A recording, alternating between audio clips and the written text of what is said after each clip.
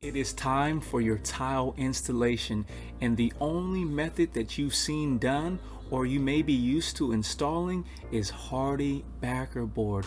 And trust me, this product is great and has its usage, but it is cumbersome, hard to deal with, hard to cut. There's a lot of steps and processes involved in installing Hardie backerboard or materials similar, but in this video you will see the benefits of installing an uncoupling membrane, specifically Latticrete's Strata Mat, and it will transform the way you install this product as a DIYer and also a pro if you're looking to install uncoupling membranes, which are great. So check out this video and you'll see the benefits of it, you'll see the steps, and you'll have the confidence going forward when you install your tile floor that you'll choose an uncoupling membrane.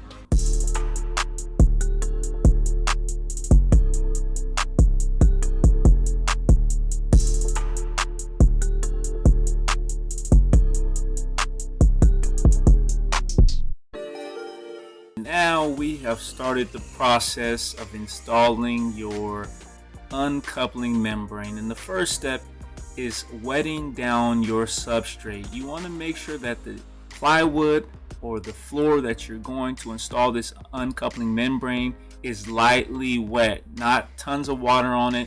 Actually, I put too much water on it myself, but just a little bit of water. And then after that, you want to use the manufacturer specified thin set. And for the Latticrete, I use the Multi-Light Max, as you saw.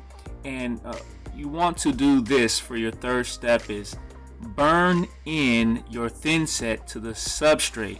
So essentially what that is you're just using the flat side of your trowel and you're smearing in that thin set into your plywood floors in this case, and that really ensures a strong bond for your installation. And that's a look at the product that I use, the Multi-Light Max from Latticrete. And it's always a good practice to use the same manufacturer's thin sets, glues, adhesives, all that stuff from the same folks, so that if anything happens, the manufacturer can guarantee replacements or solutions because you use the same product.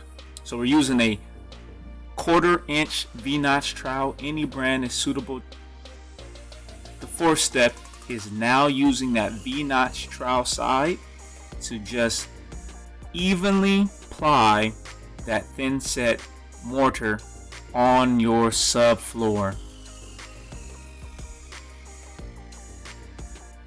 You want to make sure all the notches are essentially going the same way. That's a good practice as well.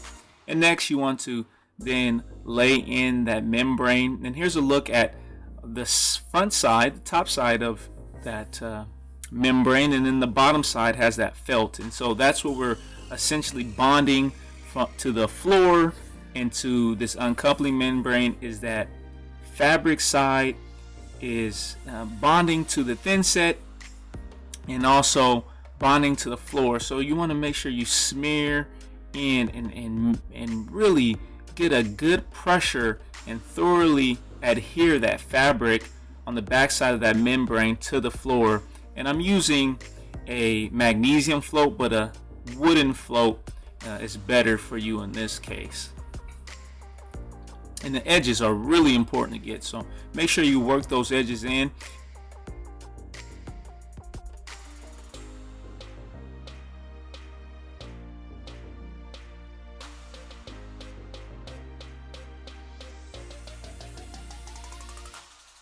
And if you see that it's popping up a little bit, don't be afraid to add extra thin set. And as you can see, I have extra in there and it oozed out. That's good.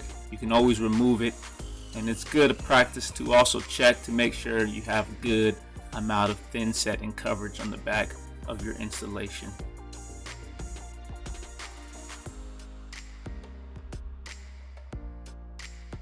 So making sure you have those edges really nice and adhered. You want to do what the next step I like to call is the two-step shuffle. It's just making sure essentially you have that freshly installed membrane adhere to the surface by using your body weight.